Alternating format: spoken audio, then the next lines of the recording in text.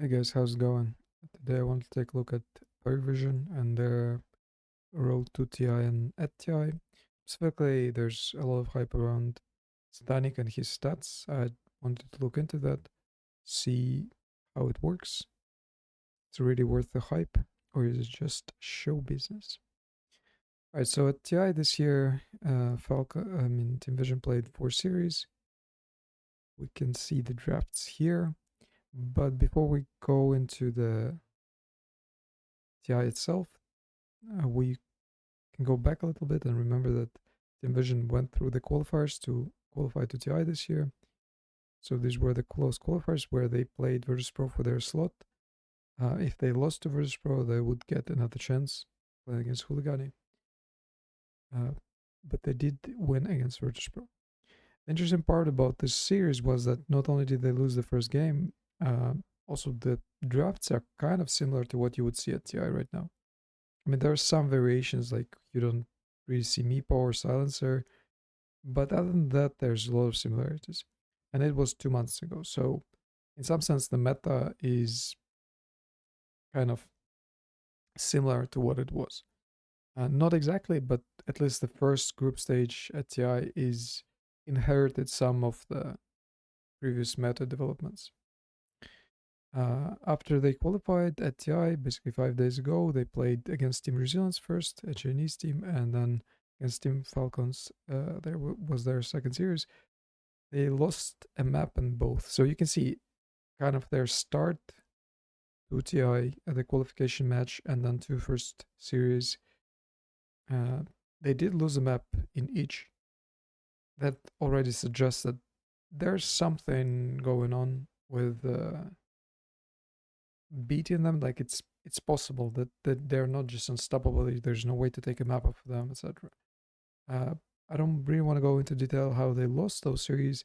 One thing I would mention though is that Virtus.pro roster is primarily European, I guess you could say American maybe, but basically not a CIS roster, even though it's Virtus.pro, a CIS organization.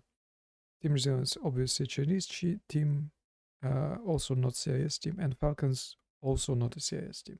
So against teams that are somewhat foreign to Parivison, they did lose a map to each. Maybe it's something, maybe it's nothing. I don't really know. But an interesting kind of observation. They did play 2 series against CIS teams they know well, probably scream a lot against them. Who knows, maybe not. And they ended up going through the group stage into TI. All right, so not that many matches, but definitely they didn't just stomp every single game with Meepo, so they don't really, or like Alchemist or something like that, so they don't really have like extremely inflated stats due to some mechanics they abused or something like that. At least at the first glance, it's not what they did. So there's an interesting thing we can look at. This is a site I made basically so that it would be easier for me to make these videos. You can check it at neutralcamp.com. It's still work in progress, but you can click around and see one thing that kind of got out of control. It's just I'm too lazy to fix it right now. But the list of all these tournaments through the year, you just have to select the eye and click submit, and then you can do the stats, or well, you can choose other tournaments if you're interested in more information. Anyway, one of the things that I'm looking at is, so Satanic, how does he compare to other carries in terms of farm? And this is a graph of just his basically gold over time. It's every minute the amount of gold the player has. Stats after 60 minutes are kind of meaningless, and starts before like 5-10 minutes are also kind of meaningless because it's almost the same for everybody. So we can kind of cut those, not really care about those. And if we look at Satanic, he is farming more. Just in pure gold terms, he is farming more than the rest of the teams. His closest, come on, dude. his closest kinda in style or in like amount of farm is Yotoro.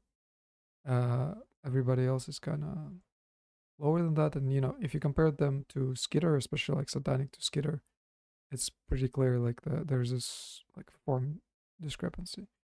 You could also compare to Sumail, who's like second. Basically, they were the second team to qualify. I guess then we should include Mika as well because they kind of qualified with the same stats. So you can see basically there's something different about what Satanic does and how he plays. However, he is not really unique. He is in a sense like him and Yatoro do have very similar patterns here, um, except that Yatoro just has less gold. We can look at the goal, like log of this. Doesn't really matter what the math behind it is, but basically it's just kind of to have a simpler shape. It's not so dependent on the actual numbers, and this way we can see that the patterns are very similar to like everybody's patterns are very similar. So it isn't that Satanic just has some crazy timing where he just pops off and that's it. It does seem to be that whatever they're doing is very similar. It's just that Satanic is, well, ahead, somehow is ahead. So just from this, we can't really gather what is happening in terms of, or like, what is the difference between Satanic and other players. Um, Here's an interesting chart that I made. Sorry for the white background, maybe a bit hard on the eyes. But an interesting thing we can look at here is basically it's teams and then the percentage of total GPM that the player takes. So not percentage of uh, like average over all teams. It's percentage of farm he takes from his team. So let me maybe explain it a bit clearer. Satanic obviously has the highest GPM of all the carries, and this percentage means that out of his team GPM, so his team comes close to 3000 GPM, he takes 31%, which you kind of can see from the numbers. Yatoro is taking even more from his team, but his team just farms less. So if we look at just average and total GPMs, and by the way, this is not somehow manipulated in terms of like game length or whatever. So these numbers are not exactly, statistically very significant or can be really used for some like deep analysis. We're just looking at this to get the general idea of where, like, what is going on. We're not really planning on using these stats to have like a distinct answer. How does Satanic farm so much? Is he, Robin Hood, or is he, a tyrant that takes all the farm from his team, etc.? If we order teams by their placement in the groups, with Liga obviously just going home and Parivison getting the first slot. So respectively, this is a 4-0 team and this is 0-4 team. We can see that despite Satanic taking this much farm from his team and Yadora also kind of doing the same thing, we can see that Snov, or some call him Snowy, I don't actually know which one it is, he also takes a lot of farm from his team, like very close, if you look at this. He's third in that sense. Just the portion of the farm he takes from like on the team. However, he's last place. So it's clear that at least, maybe Snov is an anomaly or there's something going on. That just how much farm you take from your team as a carry is not necessarily the most important thing. In a sense that it doesn't mean that every team should strive to have that as like gold standard. Like we should just give all the farm to the carry and then we're gonna win. So it's not really kind of like that. And also you can understand that, okay, if he has 900 GPM and Yator also takes a lot of farm from his team, actually more than Satanic, has less GPM. So it's not just that he takes from his team, it's that they really are farming more. They're really getting more out of the map somehow, out of the kills, etc. Okay, an interesting thing to look at is where is he getting his farm from in terms of his team? Like, so who's suffering? Because if we compare Liquid, where Mickey is taking 28%, uh, we can check that who is sacrificing the farm, and it's pretty clear who is sacrificing. In case of Parivison, it's mostly no one, because if we rank teams based on percentage taken from the team, no one is actually takes basically has less like lowest farm.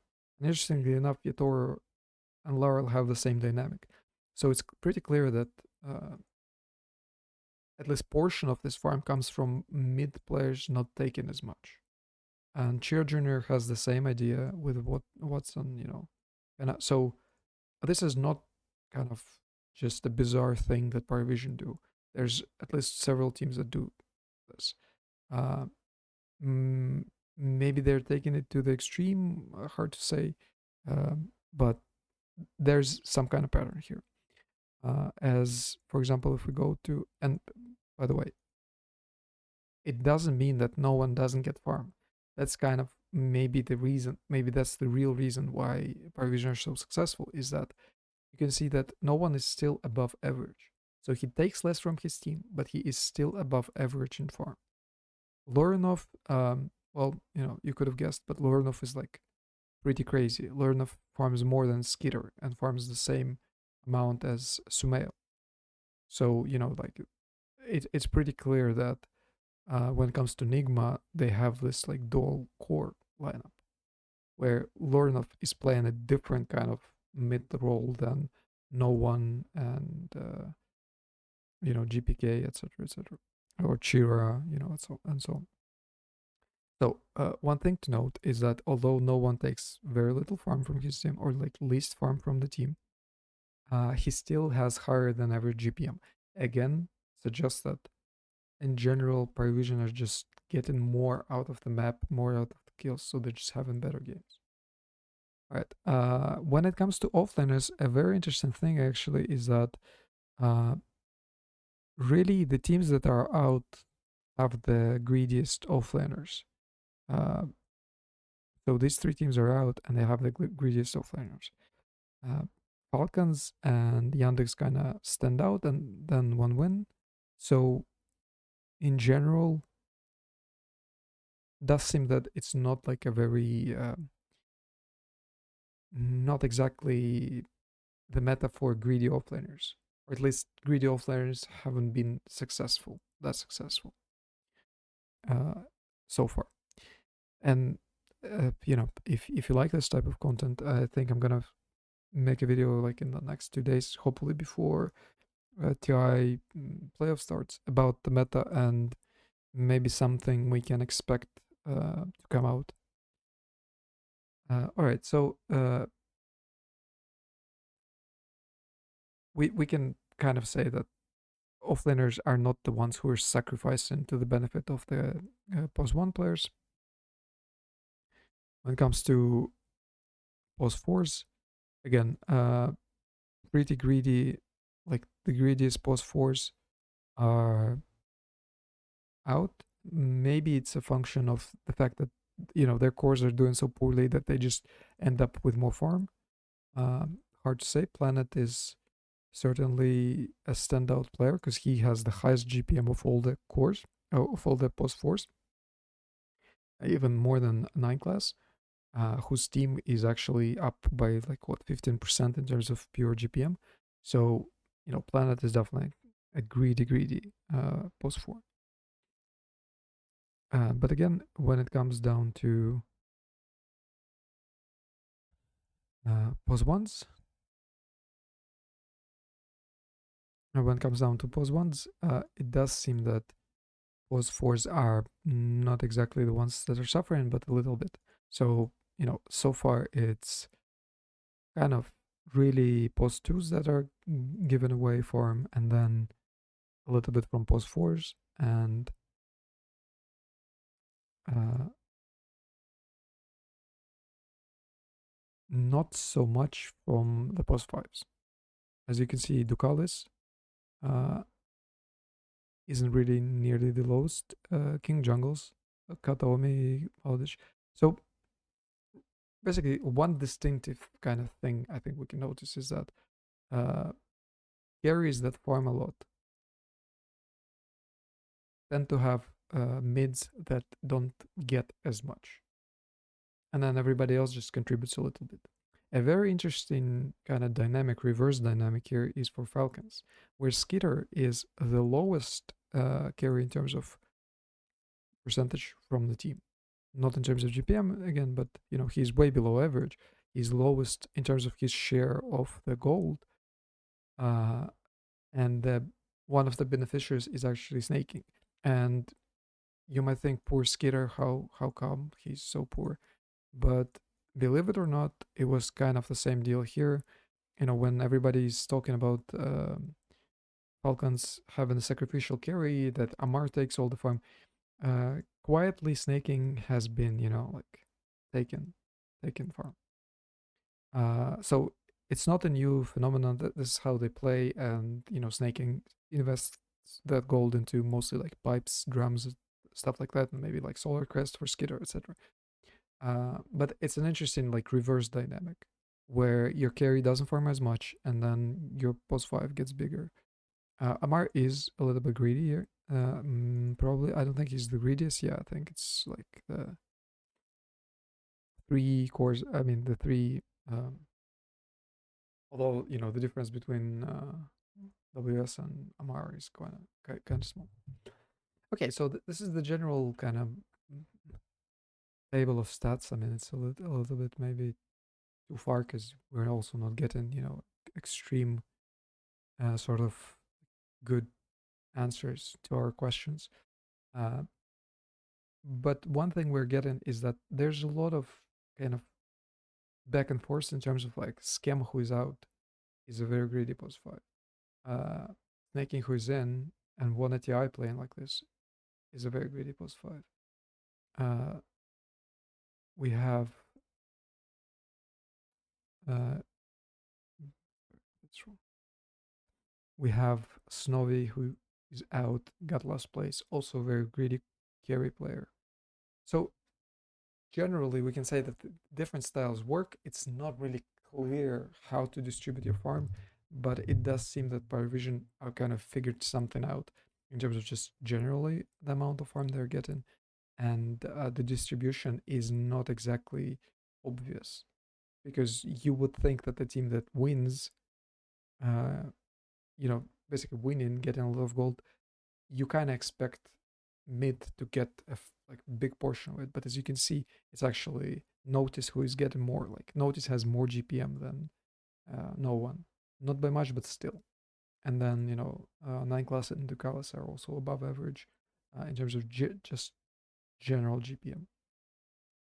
However, everybody on their team, every single one of them, uh, is just about at the average, except no one in terms of percentages share. So that does suggest that no one gives the most to Satanic, and then the other three just kind of stay at the average of everything else. So it is this no one Satanic dynamic that we need to be looking at. All right, sorry for the white table. Hopefully it wasn't too painful for your eyes. Um, okay. In the last 4 games that these guys played, where's Parivison?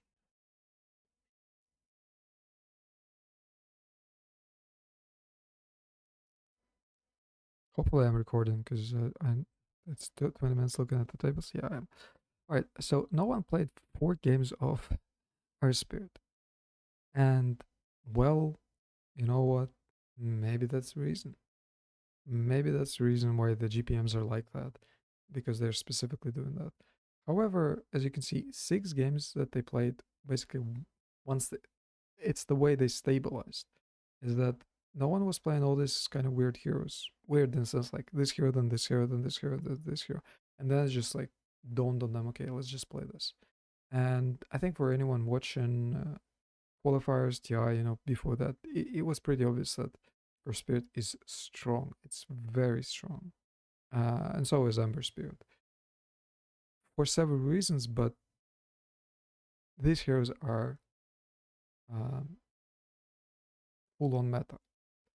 And one of the things that these heroes do, why they're meta, is they're active. They run around and they have considerate late game impact, mainly because they create not exactly chaos in team fights, but they have a lot of impact on a territory. They're also kind of hard to kill. So in a very like interesting way, these heroes are very similar, Ember and Earth Spirit. Okay. Uh,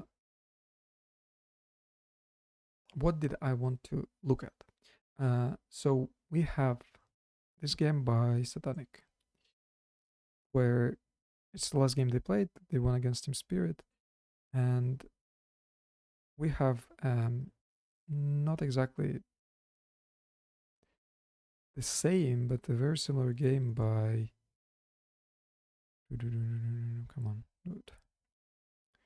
Very similar game from Falcons against Game Religion. Uh, I have not seen this game, I think, but before we go for watching this, I mean, the idea here is I want to have like the highest contrast possible between the uh, two styles of how these players play, because skiter is somebody who is the most sacrificial, and then Satanic is the least sacrificial for his team.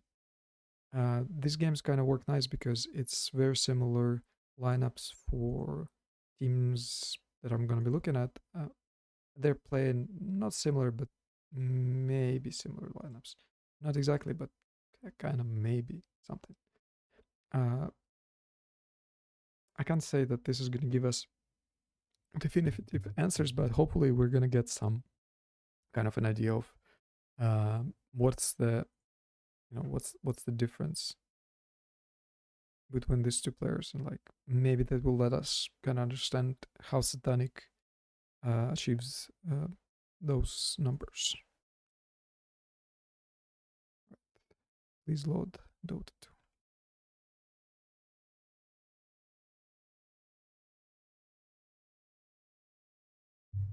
All right, Dota's working now. Let's see if I can find the replay. Actually, since I already have it.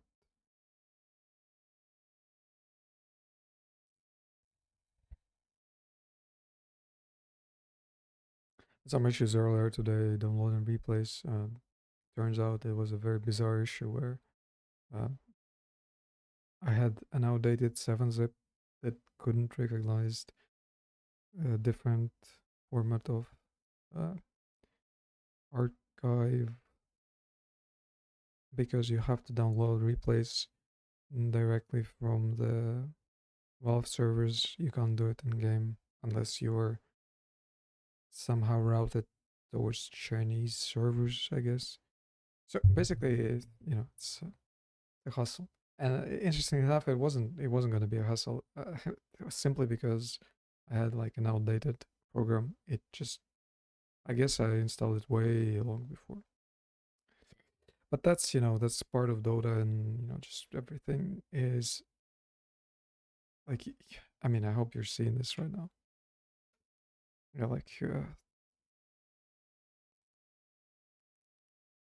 that's kind of what you have to deal with quite often in Dota. Right, okay. Oh, look, it's loaded. All right, it's loaded. It's loaded.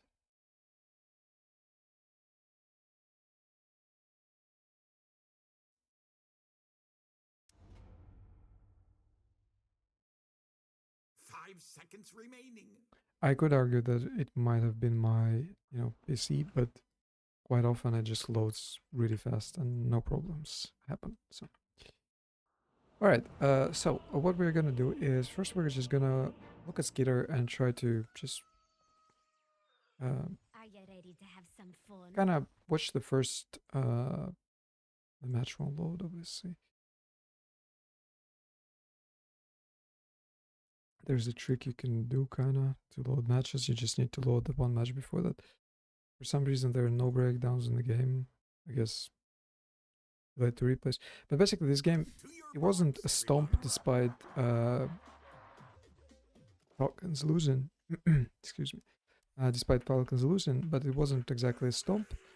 It was an even game for a while, and then kind of Falcons lost it. So we're kind of gonna watch the first 35 minutes. We're looking for signs um, where does skiter sacrifice? Like, what decisions do they make as a team? That what is the actual play that um what I forgot the word, that is the sacrifice basically, because it's easy to say I'm sacrificing, but is it giving up the lane creeps? Is it giving up the jungle? Is it running into their jungle? Suiciding? Is it being the first in the fight? So this is what we're trying to look for. Like, how does skiter do it?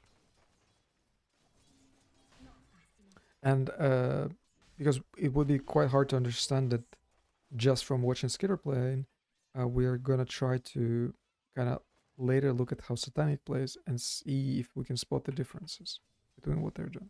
All right, so far, they're kind of doing this. Both cores are hitting the creeps, and supports are somewhere in the corner just hitting each other.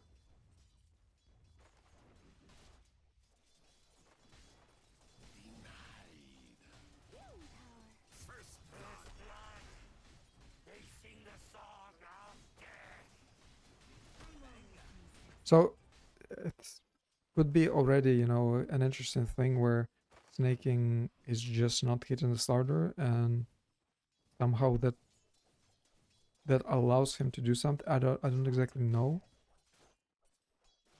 because there could be a world where basically hitting starter would mean that he doesn't trade region with this guy, and then it impacts the fact that he has to buy more region than this guy, and starter has to buy less region, something like that. But I highly doubt that. That's like a big factor. But that's like we need to keep in mind. So at the start of laning, skiter is just 1v1 in the starter, and then snaking is somewhere off in the distance. As you can see, maybe that's a factor why skiter is not doing that well against starter. Starter is just farming everything. Maybe that's a bad matchup for Naix. I personally don't exactly know. I mean, 72 damage against... What is it? 70 damage? Seems like it should be fine.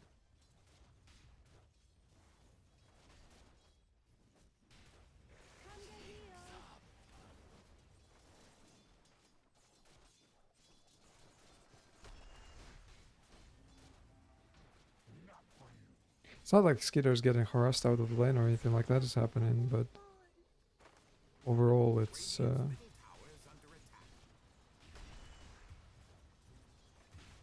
Slaughter is, contesting a lot of creeps. So basically first few waves, Slaughter definitely felt very comfortable. Alright, so Snaking died and left lane at roughly 6 minutes basically, leaving skiter alone. Skiter finishes his boots, doesn't buy stick, which is like a very fashionable thing to do nowadays. Just not have stick. Maybe I should do that. Okay, so skiter is kind of solo here. Starter has his soul ring. Basically, yeah, we can see that skiter is just solo under the tower, constantly getting pressured by two heroes. and snaking is basically he's out. He is not there. Okay, this seems relevant. Okay, I think here's what we're gonna do. We're gonna finish like the first 10 minutes. So snaking gets dove. We're gonna finish the first 10 minutes and then we're gonna go watch the other replay. Actually, you know, we can do it already, I think. Feels like we have enough information to analyze right now, so we can look at it right now and then go back to replay. So kind of do it, you know, in this order. Because I do feel like if I watch the whole thing, like 35 minutes, I'm just gonna forget everything that was at the start, and then it's gonna get confusing.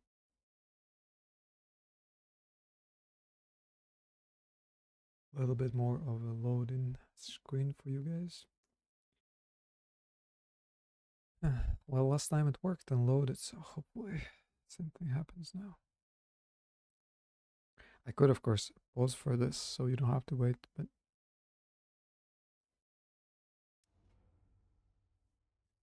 we didn't have to wait too long. All right. Okay, so what are we looking at? We're looking at who does Ducalis hit and what does Ducalis do on the map. Now, I know this is not a one-to-one comparison because, you know, Slardar plus, what's her name?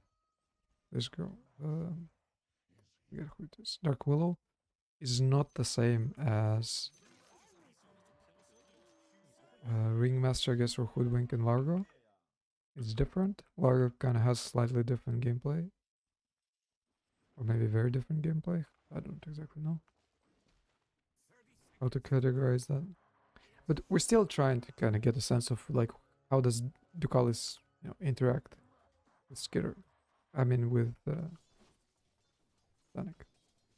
Okay, so he cut the trees. I guess it's against the Hoodwink. I wonder if cutting the trees is actually beneficial. Like always, basically, for Enchantress. Like it's easier for Enchantress to play. I don't know. So I'm just thinking if you should just do it by default for Enchantress and Naix, like that would be the better lane.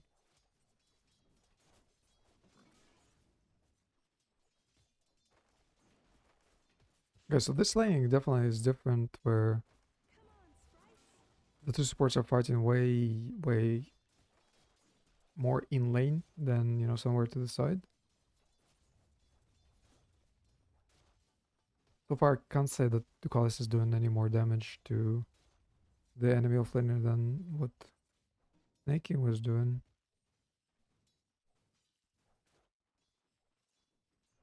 But Satanic does have more loss hits, I think, than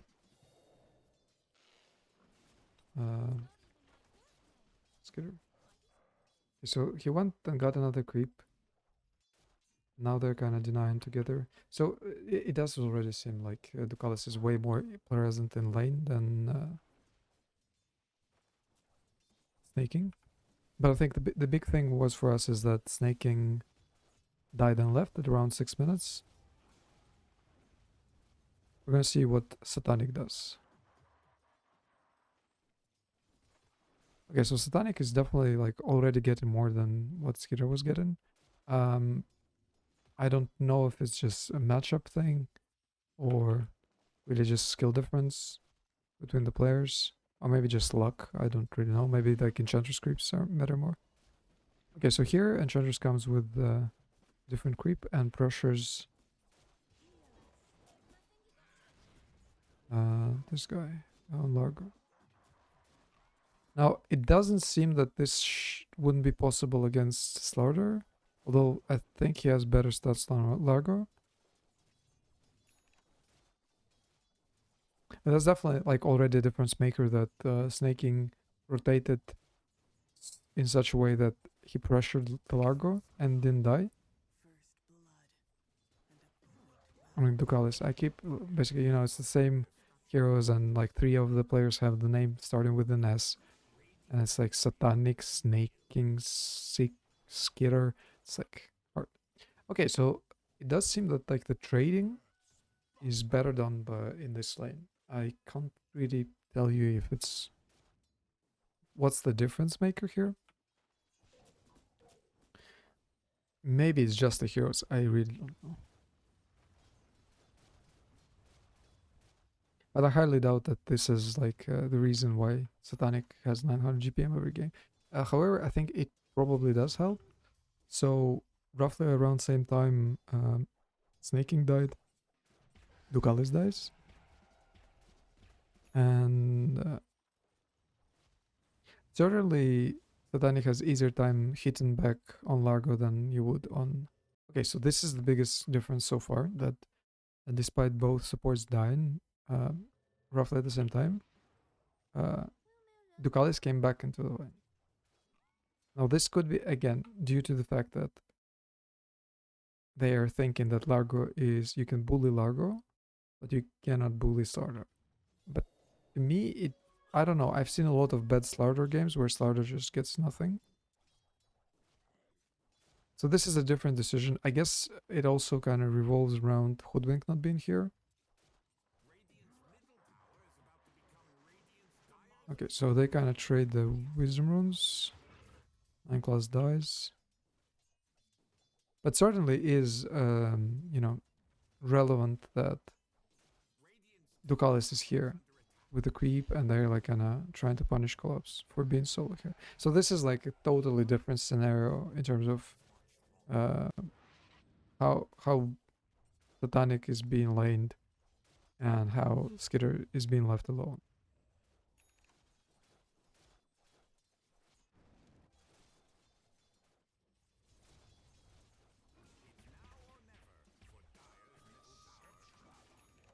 Okay, at this point, Skiter was kind of under his tower, and you can see Ducalis is still here. Like, he is still there, not going anywhere.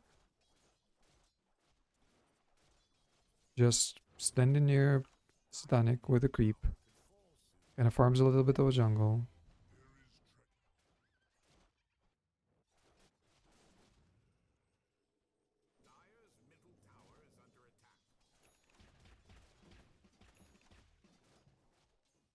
Okay, so there's basically no pressure onto Satanic in the first 9 minutes or so due to Ducalis just kind of investing everything he has into this.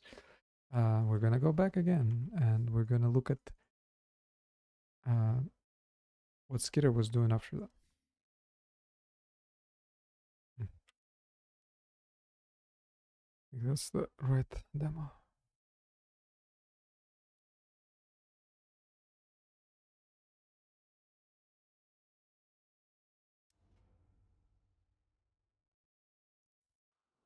Also, always amazes me how much stuff you get in the console. I personally think it's very cool. There's so many things happening, and I specifically like when there's like a lot of messages about something not working, but the game still works.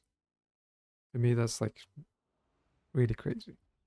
In a good way. Like, some things are just broken, and then it doesn't matter. Like, you can still play. Okay, so after Skitter died, he comes back to the line. He's still alone. I guess what we're kind of wondering is...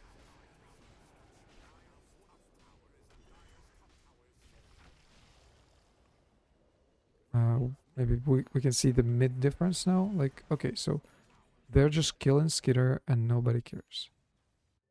Let's just check what was this guy doing this whole time.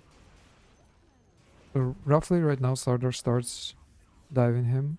Okay, so he has no resources. Mid is getting pushed. Mirana TPs because they don't believe they can punish Slardar. They're looking at him, but they just don't have like anything to help him. Okay, so they care. There's nothing I can do. Okay, Skitter is rage bind the Hand of Midas already. I don't think he's rage bind, but okay.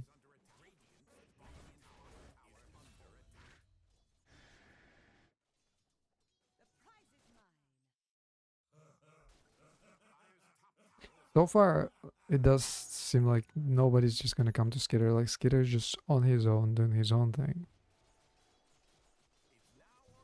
Nobody's gonna interact with him, only Slaughter and like Willow. Okay, so he's farming these two camps. Kinda reminds me of my pub games. However, his team is getting things done on the map. So Drow is roughly in the same position as Skiter.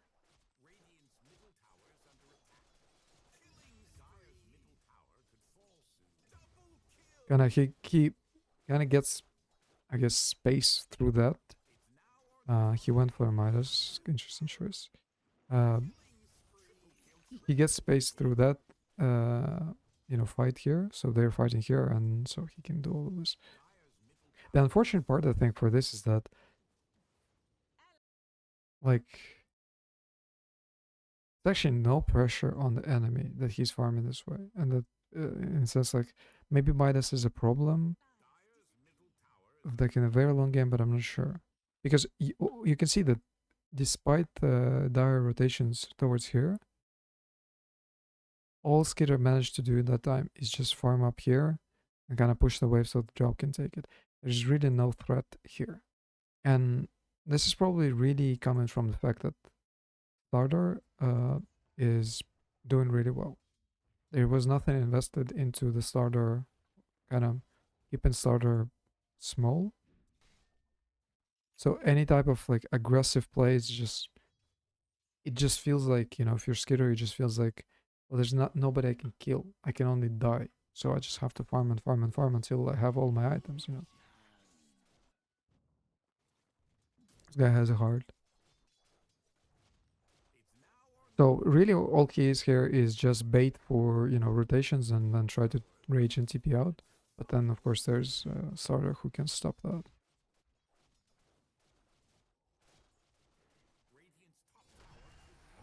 Okay, good job.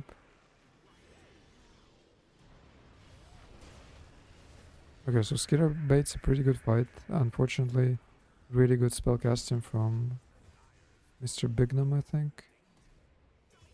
And it really turns sour. This Skitter survives, but then again, to what extent, it's good.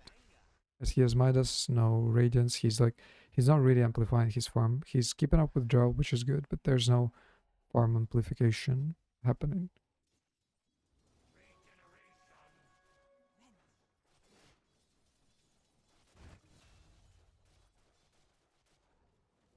Alright, so we will watch 18 minutes of gameplay, kind of a fight before Tormentor. So now we can go back. Wow, I've never done anything like this. I don't think I've ever switched between two replays this much. I think that's the game, but I'll check just in case. Yeah.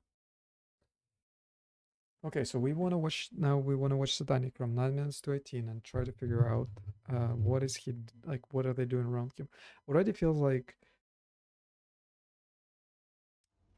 it does seem that given your carry a way to threaten solo plays like solo towers, solo kills, solo pressure, so that it's not that your carry is scared; it's that they are scared of your carry. Is important. I'm not saying it's easy to do, but seems like a relevant thing. Okay, so definitely already seen very big difference in terms of build um, directions.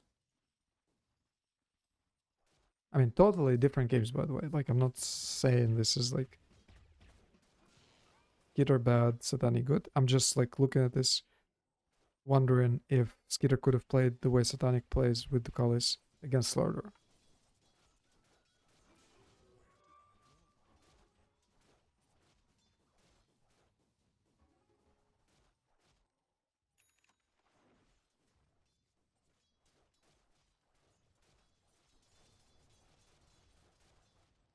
It does feel like Ducal is sticking around and doing like better rotations, healing up, not dying. Matter to the point where like it really sets up a very different this early mid game, I guess, or what you call late early game. Basically from like 8 minutes so forward, Satanic has something to do other than just try to hit creeps somewhere near tier 2. Like he's not hitting this jungle, he's hitting here, going to this shop to buy radiance. I think it's obviously a very big factor that there's nothing that cancels rage TP. So maybe that's like just a general Naix thing that you really want a setup where there's nothing that cancels rage TP. So maybe teams should protect themselves from Naix by picking up early rage TP out or like BKB TP out cancel. Okay, so Dugal is again kind of not that far. They're pressuring the tower. Interesting. Like to me, this does seem like a more, just from personal experience, like a more difficult Enchantress gameplay to counter, in that he isn't somewhere with a lot of players. He's somewhere with a few players, like here with Naix, and so it kind of creates this like a disbalance on the map. Because yeah, you have to bring this many players to do something. And well, this is like the biggest difference, that not only did they not go on Nikes in the first place, but the idea is that they are gonna protect us. Like they're ready to protect this tier 1 tower, like whatever is happening here under this tier 1 tower.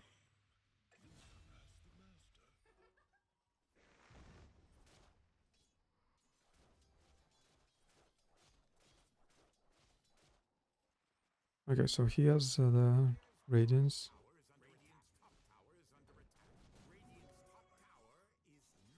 He really is using way more of this part of the map that is like enemy territory.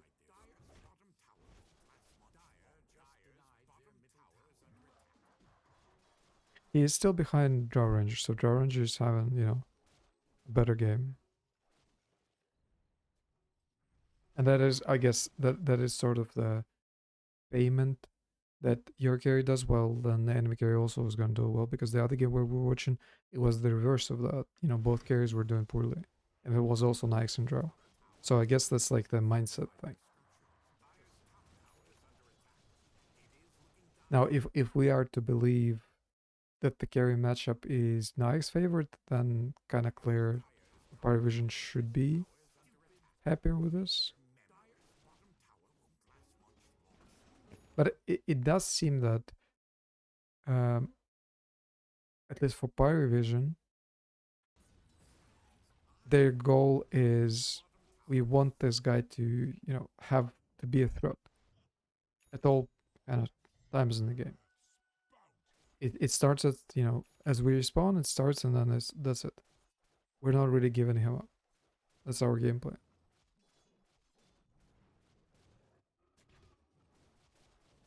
However, they are clearly pushing towards him being able to do things solo. So it's not like some kind of, 4 protect 1 mentality. It's more like, with, help this, just give enough help to him, and then he's going to do everything himself. Okay, so the build is different. By 80 minutes, he has Radiance and Armlet. Farming way closer to enemy tier 1.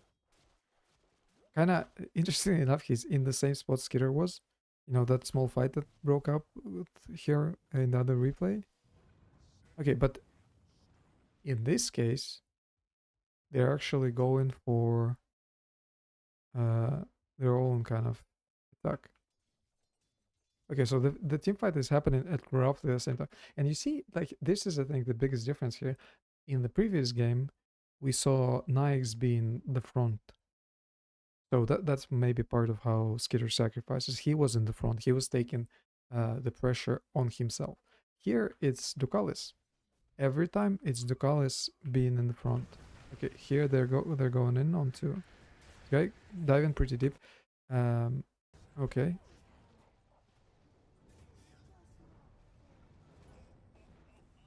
Doesn't really work out that well, I guess, since they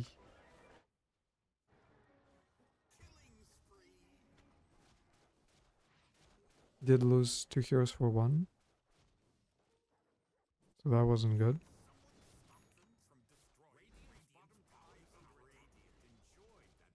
Naix though is farming. Do you see how crazy the sort of the mentality he has? He knows that the enemies could be there easily, and if he gets draw silence, maybe he dies. I think there's a chance he dies because nobody's gonna help him. But I guess like really not having anything to stop rage TP is just the biggest problem for Spirit.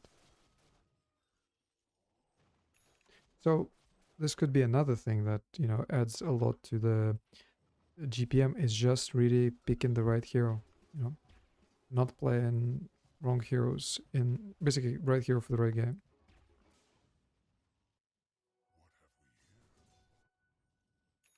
Okay, no one died, and so he kind of lost a little bit of gold and got Ember caught up to him.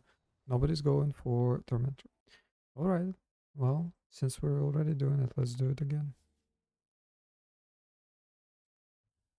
Alright, so now we're watching from 18 minutes to 27. It's the Tormentor time, the rush time, and we kind of want to see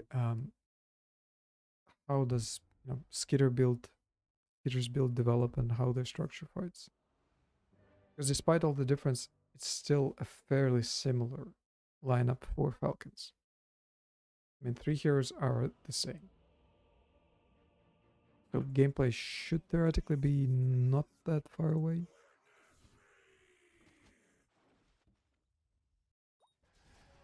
So they kind of lost the fight, and now they group up here near Naix. I mean, night and day. Look at Skitter's farm in terms of like items. He's just finishing his Radiance. So I guess Midas was a mistake. I mean, it does seem that Midas was not a good option. Although, who knows? Maybe he didn't know what was going to happen. Maybe he thought his game was going to be even harder than that. But it does seem that Midas was, at least at this point, was a mistake. As there's not even a point for him to rotate there. And now they're just kind of left, because their early aggression at the top kind of only worked to stop draw from farming, but nothing else happened. It really is kind of, it didn't work out for them. Okay, so he has Midas and Radiance, and now he's going for Armlet.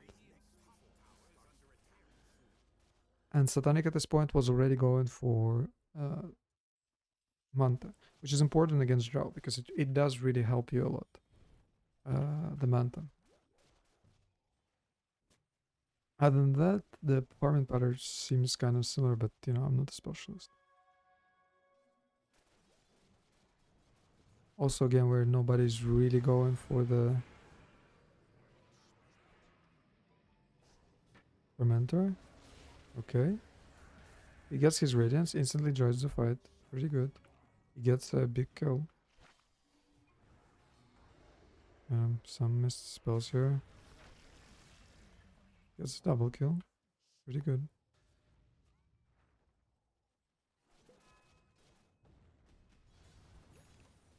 So definitely feels like Radiance is just way too important for Naix.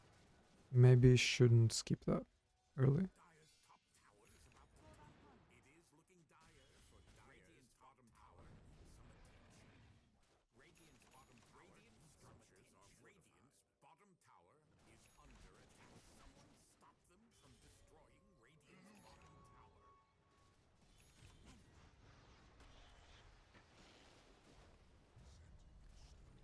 Naix is certainly not the first to go in. Wow, he really does destroy center.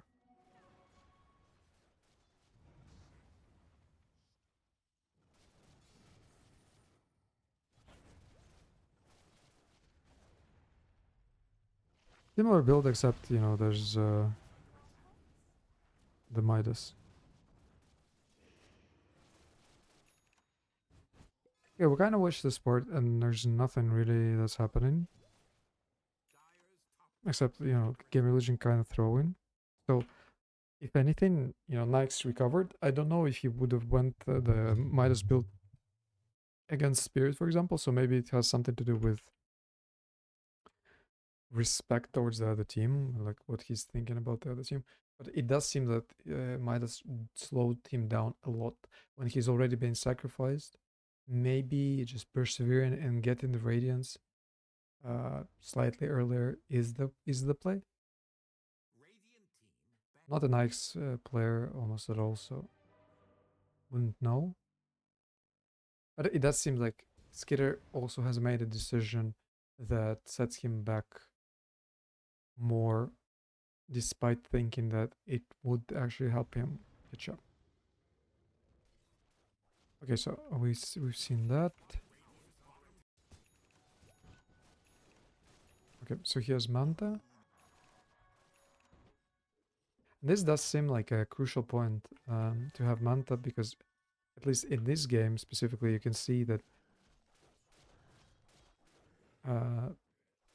Satanic can just do way more. Like, he's literally in the enemy jungle farming their stack. So he traded a double stack for... He's even going for this. I mean, he is literally unpunished.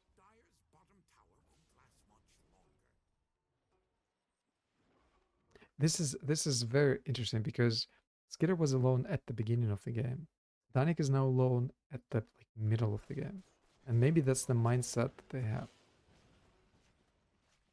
Not really even using rage, just being very patient. Although it did seem like if they really committed on Spirit to kill Satanic, it really feels like he's just aura farming them. In a sense, like, I just don't care about you. And they believe it that they can't kill him, even though it does seem like if it was a coordinated attempt, they could have made it.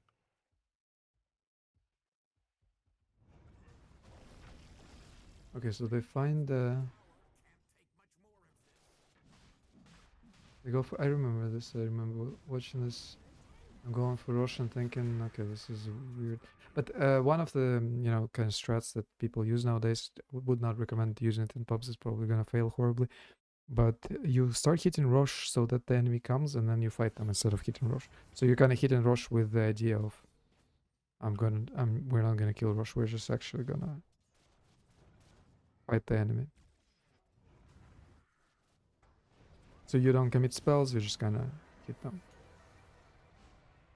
Hit the Rosh. Okay, so they kind of fight around Rosh, and the spirits are stolen so that Rosh rotates. They do lose Largo.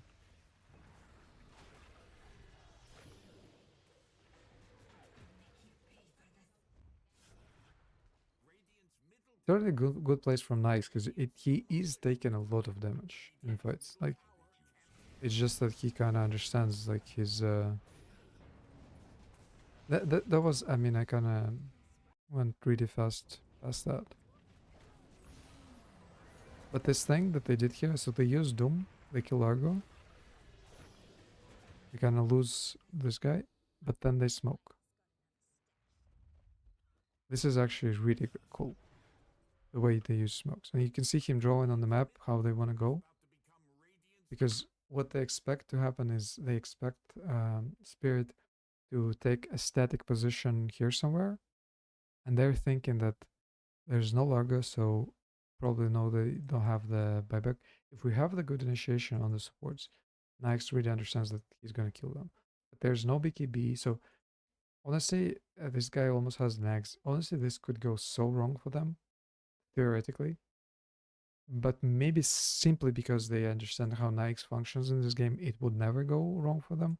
Even though on paper, I think most teams would simply never make this, aggressive decision. So this does look a bit crazy, but from watching Parivison, I think they kind of understand their limits quite well. But it might be up for, like, enemies have to be the ones who are kind of figuring out the draft and like the weak points of the revision draft, and then kind of punishing for this aggression. Because on paper this looks just ridiculously stupid. You like have this half-baked attempt at going in, and if you die, Rosh will also, they will probably take Rosh. Who knows, maybe Largo has buyback or something, or you get caught by like Hoodwink or something like that. But maybe they just understand the farm way better. They do find the Draw Ranger. I mean, really good play from, like, just individually very well played by Kitora. They don't manage to kill him. He's out of the fight though, so they force the BKB. And do find the support.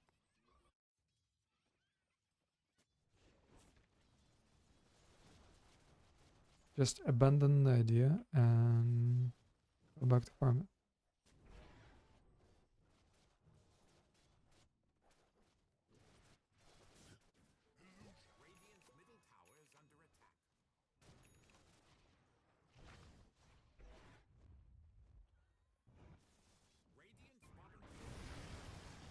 Okay, so another smoke almost right after. So they really don't want to wait.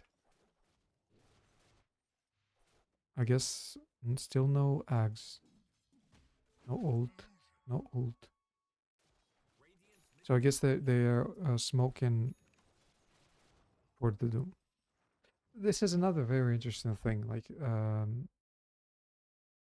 they're clearly, you know, everything they've been doing since early game, they kind of were setting up for this moment. They kind of see their advantage and they want to use it. They just don't want the downtime. Even though many teams, I think, would get comfortable here in a sense like, we already tried rush, we already tried to smoke in behind them. We are farming really well, guys. But this is like an aggressive move that is not based on pressure. That, okay, guys, we have to do this now, or game is gonna be very difficult. This seems like a pressure move, like a fast-paced pressure move from advantage. It's kind of, it's strong, but I don't know if you can replicate it that well. You can notice most of their moves kind of don't exactly go in some perfect way, but they seem to manage to click their buttons really well. Okay, so they use Doom, they get 1 kill on a support. Kind of similar when they got a kill here on Ringmaster and then got a kill here on Largo. So, but Satanic is certainly not AFK farming somewhere, and the last person to go in. He is clearly farming near where the action is going to be. So he's not like trying to farm this or trying to farm this or here somewhere. He's farming where the action is going to be. Maybe it's a function of specifically Naix, but I don't know. And then the other two cores are somewhat, you know, rotating to him. So that again might be is the, you know, what allows him to farm better because he has this choice. It also kind of makes sense this game that he is gonna tank better than Earth Spirit, for example, theoretically. And like Earth Spirit can do game changing move, but maybe both heroes can. Hard to say. All right. Should we watch this? Okay, let's watch what they do here. Another kind of solo kill on support.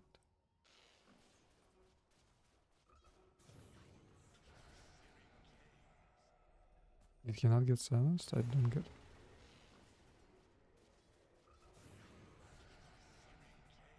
Yeah, he reached silence.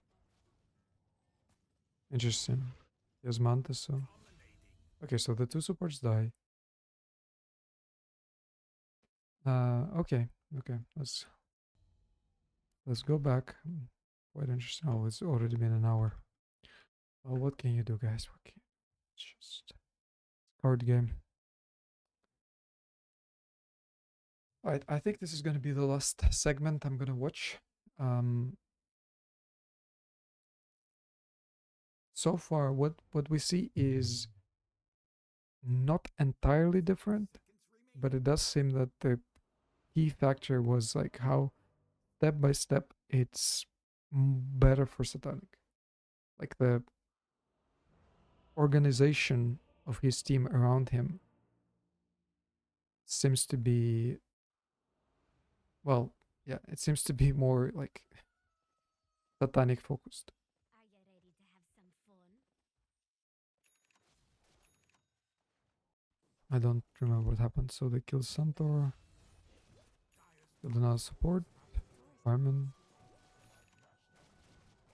I mean, at this point, Satanic already had basically almost had the Assault Curious.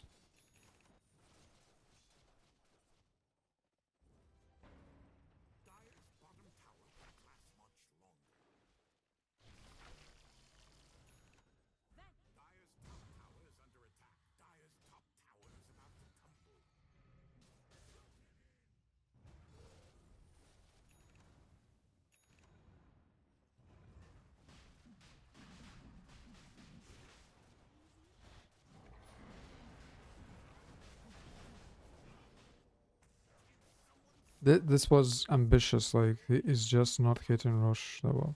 Okay, smoking in, going in. Misses roll. There's probably BKB on center. Kind of has to rage early. Also, Manta's something, but what did he Manta? I don't get. Oh, he Manta the Curse Crown. Yet meant Curse Crown.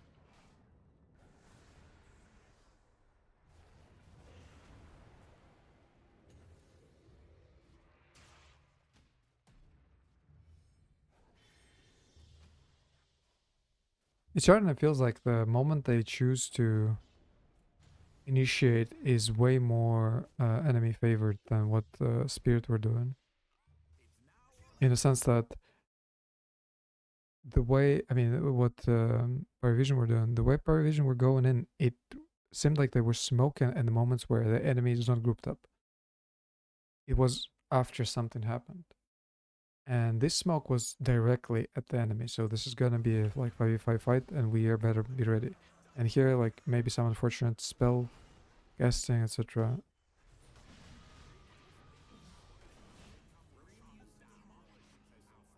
And now this is problematic. As they lose Rosh,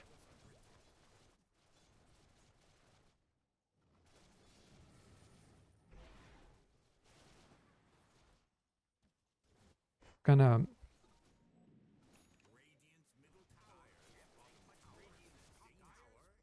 Valerian is the most farmed on our spirit, and you know he is very good on our spirit. Like, he almost carried Falcons against Parivison, I think it was. So you know it was good.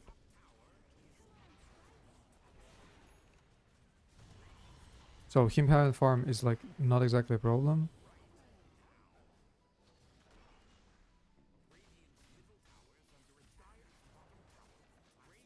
It does seem like that they have somewhat an unfortunate draft with Mars, as Mars just doesn't seem like a good hero.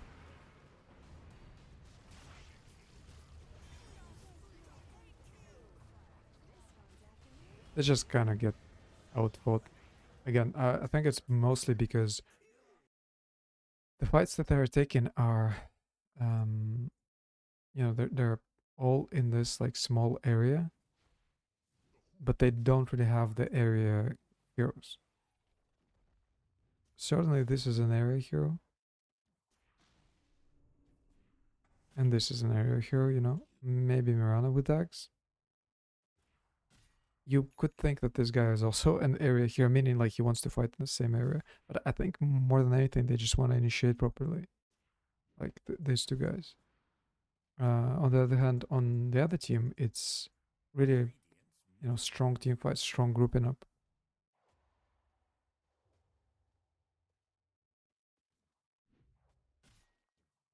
Alright, so they lose this fight, and I guess, you know, 10k, 11k.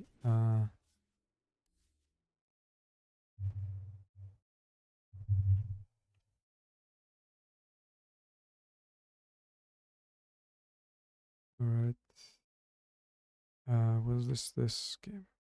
Hopefully it's the right game.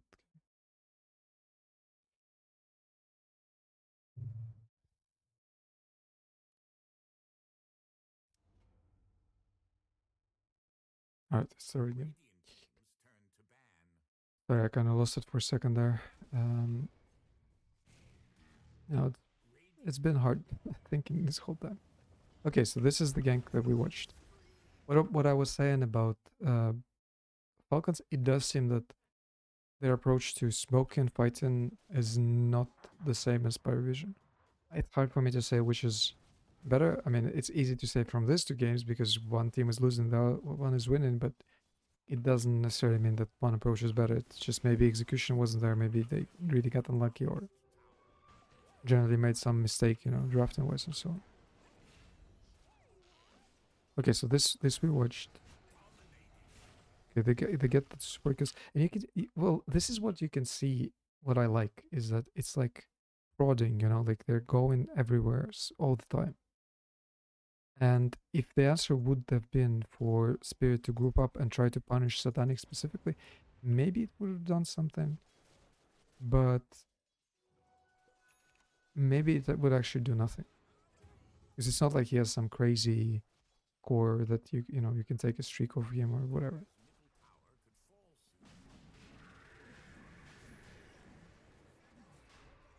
Okay, they are losing Roche. Did he not use not Rage, not Manta?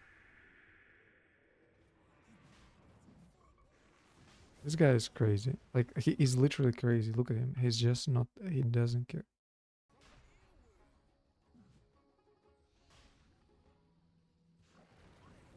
I mean, you remember Skitter running in. He just insta-used Rage. With running in, this guy is like stone cold. Now he uses Rage. Doesn't manage to do anything. And then... they lose Roche.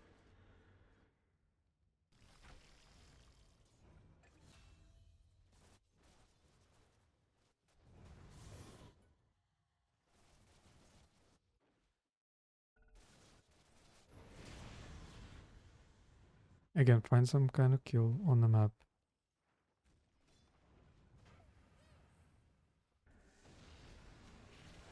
And more pressure. Just really not let him do anything.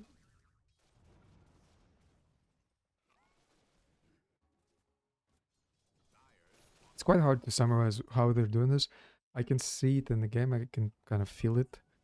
The way they're moving around the map, that this is way more difficult to play against. Because you really just don't understand what to expect. So your like default position is to try to spread out on the map and farm. Because if you're gonna group up, you're just gonna get, out farmed completely, destroyed on the map anyway.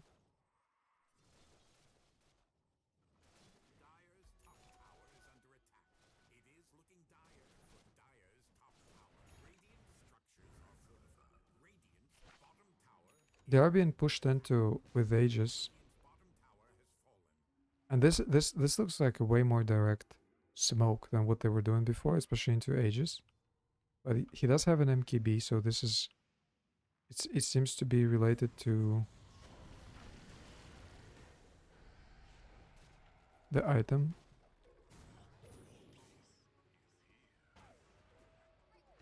Now he insta-rages to try to get Drow. Doesn't work out. No committal. I think this is like the biggest thing. No committal from the team. If you remember when Skitter went in, like everybody was there. Like it was a full-on team fight. Like we're gonna have an area, was in the middle. We're gonna have an area and we're just gonna fight there until the end. And both teams kind of agreed. Here both teams are way more aversive. They were more looking at...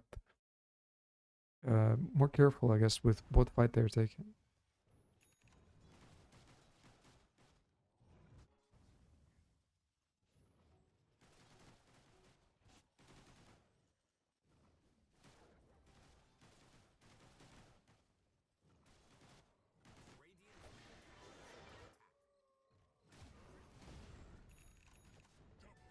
Non-class died somewhere on the map, and oh yeah, this moment I remember. Okay, this is going to be the final thing we watch.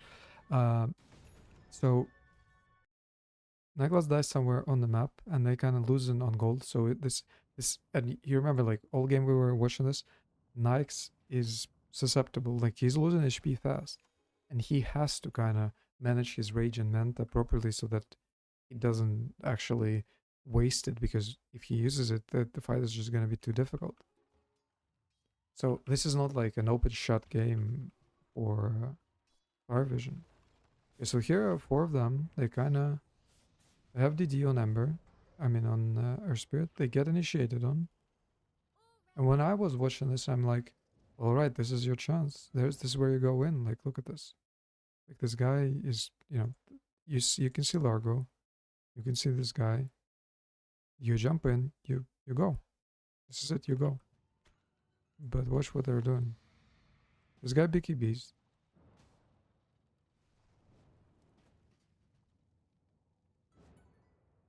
And they're just all out. And it's again this fight aversion. Very like I cannot tell you if it's a good idea from Spirit or be aversive to this fight. But I wouldn't be surprised if Spirit are thinking, okay, we procced his BKB, here's his BKB, we have our BKB, so now we're gonna have an option to actually go and do something.